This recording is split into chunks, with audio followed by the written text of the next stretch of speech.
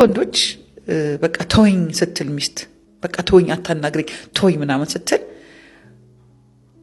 የሴቷን ቋንቋ ለመረዳቱ ይተዋታል። ብዙ ጊዜ ይተዋታል። በቃ ተወኝ አሁን ብቻዬን ተወኝ ብቻዬን መሆን ፈልጋለሁ ሂድ ከዚህ ምናምን ብላ ስታጣድፈው እሱ እንደ ወንድ ስለሚሰማ ጥሏት ይሄዳል። 300 ሴቶችን ተጠይቀው 300 ሴቶች ውስጥ አንድ ሴት ብቻ ናት ጥሎኝ እንዲሄድ ፈልጋለሁ በቃ እኔ ብቻዬን ተወኝ ካልኩት ብቻዬን እንዲተወኝ ነው ፈልገው። 299 ሴቶች ግን በዛ ሰዓት ፈልገው መታቀፍ ነው። አሁን አስበዋል። አሁን ይሄንን ሂድ ዞር በቃ ተወኝ። አሁን አንተ እንደ ወንድ ነው መሰማው። የቋንቋ ልዩነት አለን ወንድና ሴት። እኛ ቻይነኛ እናወራለን እናንተ ትግርኛ ነው የምታወሩት። ገባ ተወኝ ሂድ ካለች ቁጭ በል ነው። እስቲ ትቸኝ ሂድ ስለው ታግሶ እኔ ምንም ብሆን ቁጭ ብሎ አባብሎኝ ችሎ የለም ነው እንጂ እኔ ባለ መጀመሪያ ጊዜ ይሄንን ስነግረው እኔ እኮ ስቆጣ ጥለኝ እንዴት ይዛልፈልግ ወላሂ እንደዚህ ቀንድ አውጥተሽ ስትመጪ እንዴት ነው የምትታቀፊ? ወላይ ቀንዱ ራሱ በቃ ቀንዱን እርሳው እኔ የምፈልገው ጥለኝ እንዴት ገብቷል አይደል? በጣም ዲስከቨሪ ይፈልጋል ነገርየው። ምንድነው ብዙዎቻችን የምንፈልገው ስሜታዊ በምንሆን ሰዓት አሁን ልጆችን ቤት ውስጥ ይስቲ በቃ ተይኝ ማማ ምናምን ሲሉ አታዋቸውም እኮ በተለይ ሴት ውስጥ እኮ የሚገርም ሙቀት አለ አይደል? ቅፍ አርጋ በቃ አይዞ ልጄ እንደዚህ እኮ ነው እንደዚህ ነው በቃ ይቅርታ ከዛ እኮ ይረጋጋል። አንዳንዴ ይሄን እንፈልጋለን ገባ። አንዳንዴ ቋንቋ ባለመተዋወቅ የምንጋጭበት ጊዜ አለ። ኤክስፔክት የምናደርገው ነገር በቃ ተይኝ ተወኝ ነው። ወንዶች መናገር ማይፈልጉበት ሰዓት ላይ ሴቶች ተዋቸው ይባላል። እኛ ደግሞ እናንተ ስተውን ማለት ወንዶች ዝም ስትሉ እኛ ደግሞ ጨንቀናል። እኛ የኛን ችግር የምንፈታው በማውራት ኮኔክት በማድረግ ቬንት አውት በማድረግ ነው። እናንተ ችግራችሁን የምትፈቱ ኬቭ አላችሁ ይባላል። ምንድነው ዋሻ። የሆነ ችግር ሲፈጠር ወንድ ይገባና ዋሻ ውስጥ ጸጥ ይልና ይገባ ዳጀስት ያደርገው ይጨርሰውና ሳይክሉ ሲያልቅለት ይወጣና ከዛ በኋላ እና ቅድም ተዘግተህ አሁን ማን እንዲያናግር ነው ማለት አይቻልም። ኦኬ አሁን ወንድ ነው እሱ ኬቭ ውስጥ ገባ። የሱ ፕሮብለም ሃንድል የሚያደርግበት መንገድና እኔ ችግር ሃንድል የማደርግበት መንገድ ይለያያል። እነዚህን ሁሉ ቋንቋችን ከተለያየ ሌላ የሰራነውን አንድ ሪሰርች ልንገርህ። አሁን ሴቶች በሚገርም ሁኔታ የፊሊንግ ሰዎች ነን። በጣም በስሜት መነጋገር እንችላለን። በስሜት እናወራለን። ለምሳሌ አንተ አለ ወንድምህ አለ። ያንተ ሚስትና የወንድምህ ሚስት ሌላ ወንድማችሁ ሰርጋለውና ልብስ ሊገዛላችሁ ፈለጉ ብለን እንነሳ። አሁን ያንተ ሚስት የወንድምህ ሚስት ልብስ ተገዛላት ብላ መታ ስትነግርህ ለዛ ሰርግ አንተ የምትሰማው ምንድን ነው የሚሰማኝ? በቃ ልብስ ተገዛላት ምንድን የሰማው? አሁን እንትና እኮ ልብስ ተገዛላት ኢንፎርሜሽን የደረሰ እኛ ግን እንዴት እንደምንሰማ ልንገርህ። ኦኬ ልብስ ተገዛላት ማለቷ ሰርግ ስላለ ልብስ ግዛልኝ ማለቷ ነው ብለን ነው እኛ የምንሰማው። ገብቶሃል? አሁን ልብስ ግዛልኝ ነው አይደል? ልብስ ግዛልኝ እኮ አላለችም። እንትና ልብስ ተገዛላት ነው ያለችው። ወዲያው ተረድቶ ኢሚዲየትሊ እኛ ሴንስ እናረጋለን። ፊሊንግ ነን እኛ።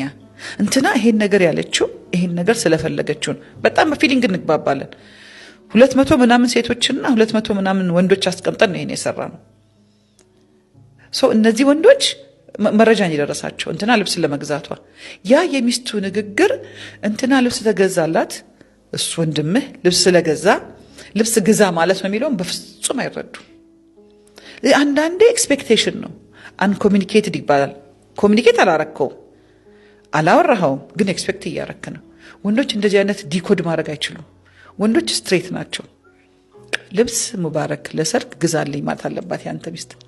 እሱንም በጣም ጥሩ ሰው ኮንኩ ነው እሱንም ትረሳዋለህ። ግዛልኝ ብሎ ማይገዛልኝ አሉ ብለዋል። ገብቶሃል? ልብስ ግዛ ብለው በቃ ሰምቷታል ግን አልሰማት። ብዙ ማስፈላጊ ነው ደግሞ ኦልሬዲ አዲስ ልብስ አላት ብሎ ማስቦ ሊሆን ይችላል። እያንዳንዷ የምንነጋገርባት የቀን ተቀን በነገራችን ላይ ትዳርን የሚያፈርሱ ነገሮች ይሄ ከባድ ምናምን ሳይንስ የለበትም። የቀን ተቀን ግንኙነቶች ናቸው። ቪዲዮውን እስከ መጨረሻ ያያችሁት ሰዎች እንደሰማችሁት ነው። በነገራችን ላይ እኔ ምክሯን ደግፋለሁኝ። በጣም ብዙ ነገሮች ትክክል ናት። በጣም ብዙ ነገሮችን ከዚህ በፊትም ያው እንደዚህ ስታወራ ሰምቻለሁኝ ማለት ነው። ሙሉ ቪዲዮ የተከታተላችሁ ሰዎች ታውቃላችሁ። በጣም ምርጥ ሀሳብ ነው ያነሳችሁ። ነገር ግን እዚህ ጋር እኔ ማልደግፈው ነገር ምንድነው ሴቶች የሚረዱበት መንገድ ወተትን ነጭ ነው ተብሎ ጥቁር እንዲሆን ግዴታ እንደዛ ማድረግ የለብንም ብዬ አስባለሁ። እንደውም በዚህ ዘመን ነው። ድሮ ዘመን እኮ እንደዚህ አይነት ትምህርቶች ምናምን ባልነበሩበት ጊዜ ትዳሮች አይፈርሱም። አሁን በዚህ ዘመን ነው እንደውም ሶሻል ሚዲያ ላይ የሚያዩትን ነገሮች በማድረግ በመፈጸም ምናምን በጣም ብዙ ትዳሮች እንትን ችግር ውስጥ እየገቡ እየተፋቱ ምናምን በጣም ብዙ ችግር እየተፈጠረ ያለው እንደውም በዚህ ዘመን ነው። ሶሻል ሚዲያ ላይ የምናያቸውን ነገሮች ለመተግበር ባንፈጥን ባንሮጥ ጥሩ ነው ብዬ አስባለሁኝ በበኩሌ ማለት ነው። እሷ ትክክል አይደለችም እያልኩኝ ሳይሆን 200 ሴቶችን እሷ 200 ወንዶችና 200 ሴቶችን ቁጭ አድርጋ እንደዚህ አይነት ሪሰርች ሰራች ማለት ስንት ቢሊየን ህዝብ በሚኖርበት ዓለም ላይ የ200 ሴቶችና የ200 ወንዶች ሀሳብ ከዚህ ጋር በጭራሽ ማይሆን ነገር ነው። 300 ሴቶች ተሰብስበው እንትና እኮ ቀይ ቲሸርት ገዛላት ምናምን ብላ ብትናገር እዚህ ጋር መጥቶ ደግሞ ይሄ ለኔ ግዛልኝ ማለት ነው። በምን አይነት ቋንቋ? ይሄ እውነትም ቻይነኛ ነው። በቃ ግልጽ ሊሆንልን ይገባል። ስለዚህ ብዙዎቻችሁ እንደዚህ አይነት ምክሮችን ይሄ ትክክል ናት ምናምን ለማለት አትቸኩሉ። ማለት ሁሉም ሰው የየራሱ የሆነ ፐርሰናል የሆነ ላይፍ ስታይል አለው። ቤት ውስጥ የምንኖረው ሌላ ነው፣ ውጭ የምንኖረው ሌላ ነው።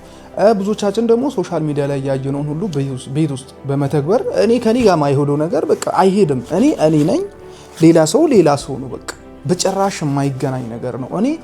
እነዛ 200 ሰዎች የኖሩትን ህይወት ሊኖር አልችልም ከነጨራሹ ማለት ነው።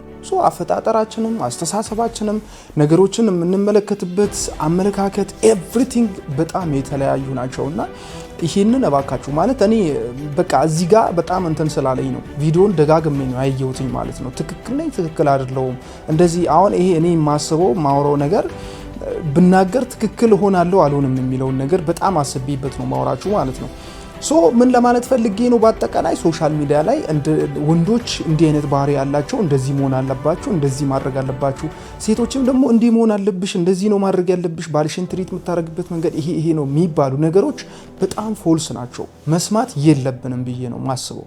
ምክንያቱም ምንድነው እኛ መሆን የምንችለው አሁን ያ ሰው ሲመከር የመከረን ሰው ምናልባት እሱ የተሰማውን ነገር ሊናገር ይችላል። አሁን መኪና ላለው ሰው የተመከረ ምክርና ሳይክል ላለው ሰው የተመከረ ምክር አንድ አይሆንም በጭራሽ። መኪና ያለው ሰው በዛው ባለበት ስቴጅ ነው የሚቀጥለው የሚሆነው ራሱ እንደዛ ነው። ምክንያቱም ሁሉም ሰው ያለፈበት መንገድም ያለበትም የሚመጣበትም የሚሄድበት ምናምን በጣም የተለያዩ ናቸው። አንዱ እኔ በተሰበረ መኪና ነበር እንደዚህ ያልኩት ክፍያ እየተቸገርኩ ምናምን በታክሲ እየተመላለስኩ ነው ያደግኩት ምናምን ብሎ ሊያለቅስ ይችላል። ያ ላይፍ ለሱ የሚያስለቅስ ነው። ሌላኛው በባዶ እግሩ እየተመላለሰ ትምህርት ቤት የተመላለሰ ሰው ምግብ ሳይበላ ትምህርት ቤት ሄዶ የሚመለስ ምናምን እሱ የሚያለቅስበት መንገድ ሌላ ነው። ሁሉም ሰው ባለፈበት መንገድ ችግር ውስጥ ነበርኩኝ ብሎ ባመነበት ነው ሁሉንም ነገር የሚመለከተው ማለት ነው። ስለዚህ እሷ የምትለው ነገር በእርግጠኝነት ሴቶች ወተት ነጭ ነው ካሉ ጥቁር ለማለት ፈልገው ነው ብለን መረዳት አንችልም። በቃ ጥላሸት ጥቁር ካለችን ጥቁር ነው በቃ። ማስረዳት ካለባትም ቻይነኛ ሳይሆን አማርኛ ነው የሚያግባባን። እኛን በአማርኛ መግባባት እንችላለን። በቃ እኔ ልብስ እንድትገዛልኝ ፈልጋለሁ ካለች እንድትገዛልኝ ፈልጋለሁ። እዚህ ጋር ደግሞ አንድ መርሳት የሌለብን ነገር ምንድነው? ሴቶች በጣም ጊዜያዊ በሆኑ ነገሮች ላይ በጣም ትኩረት ይሰጣሉ። አሁን ላይ ቢያምርባቸው፣ አሁን ላይ ቢበሉ፣ አሁን ላይ ቢጠጡ፣ አሁን ላይ የሆነ ለውጥ ቢያገኙ በጣም ደስተኞች የሚሆኑ ሰዎች ናቸው። በጣም አልፎ አልፎ እንደመታደል አልፎ አንዳንድ ሴቶች አሉ። ግን በብዛት ማለት ይቻላል ዛሬ ላይ ተውቦ፣ ዛሬ ላይ በልተው፣ ዛሬ ላይ በቃ ብዙ ነገሮች አልጋ ባልጋ እንዲሆንላቸው ነው የሚፈልጉ ሴቶች። ችግር ውስጥ መግባት የሆነ የሚያጎሳቁላቸው ነገር ውስጥ ምናምን መግባት አይፈልጉም። ሲያስቡ ሞር ፕሬዘንትን ነው የሚያስቡት። ወንድ ልጅ ግን ፊውቸር ያስባል። በጣም ይሄ ክሊር የሆነ ነገር ነው። ወንድ ልጅ ዛሬ ላይ የሆነ ነገር ብገዛ ነገ ምንድነው የሚያጋጥመኝ፣ ምንድነው የምበለው፣ ምንድነው የምጠጣው፣ ለሚስቴ ለባለቤቴ ምንድነው ማበላት፣ ልጆቼን በምን አለብሳቸዋለሁ ብሎ ያስባል። እና እንደዚህ አይነት ነገሮች ላይ በጣም እንለያያለን ሴትና ወንድ። እኔ ሴቶችን እንትን እያልኩ አይደለም፣ ደካማ ናቸው፣ የወንድን እንትን ሰፖርት ይፈልጋሉ፣ ወንድ ልጅ ትሪት እንዲያረጋቸው ይፈልጋሉ። እኛም ረዳት እንፈልጋለን። እኛም ሁሌ ብልጭልጭ ነገር ላይ አሁን ላይ በሚያልቀው በልተን በምንሞት ምናምን ነገ የሚባል ነገር አለ። ትናንት ነበር፣ ዛሬ ነገም አለ። ያንን የምናስበውን ነገር ከኛ ጎን ሆና የምታሳካ ከጎናችን የምትሆን ረዳት። ሲጀመር ሴት ልጅ ማለት ረዳት ናት። ረዳት የምትሆን ሴት እንጂ ሁሉንም ነገር ሚዲያ ላይ ሶሻል ሚዲያ ላይ የሰማችውና ያየችውን መጣ የምትናገር እንድናደርግ የምታስገድድ ካላደረገን ደግሞ በቃ እንዴት ስለማትወደኝ ነው ኬር ስለማታረግ ነው ምናምን ብላ ሰማይ ምድሩን የምትጨብጥ ትዳሩን ካልፈታው ምናምን የምትል መሆን የለበትም። ወንድ ልጅ በተፈጥሮ ዝምታ በመናገር የሚያምን ወንድም አለ። ብዙ ወንዶች ብዙዎቻችን ምናልባት ዝም ብለን ነገሩን አመንዥገን ምናምን ችግሩን ለመፍታት ከራሳችን ጋር እንትን የምንለው ትግል ምናምን አለ። ግን ሁሉም ሰው ማለት አይደለም። በቃ እዚህ ጋር የምንሰማው ሌላ ነው፣ እኛ የምንኖረው ደግሞ ሌላ ነው። ስለዚህ ይሄንን ነገር በደንብ አድርጋችሁ ብታስቡበት አሪፍ ነው። ይሄን ቪዲዮ ብቻ ሳይሆን ብዙ አይነት ቪዲዮዎች ሞቲቬሽን ሁሉም ሰው ይዞ የሚመጣቸው ቪዲዮዎች አሉ። እነዛ ላይም በማስተዋል ነው እንትን ማለት ያለብን ብዬ አስባለሁ ማለት ነው። አብራችሁን ስለቆያችሁ አመሰግናለሁ። ይህንን ቻናል ሰብስክራይብ አድርጋችሁ ቤተሰብ መሆናችሁን አትርሱ ማለት ነው። በሌላ ቪዲዮ እስክንገናኝ ኢትዮጵያ ዘላለም ሳቂ ይመቻችሁ።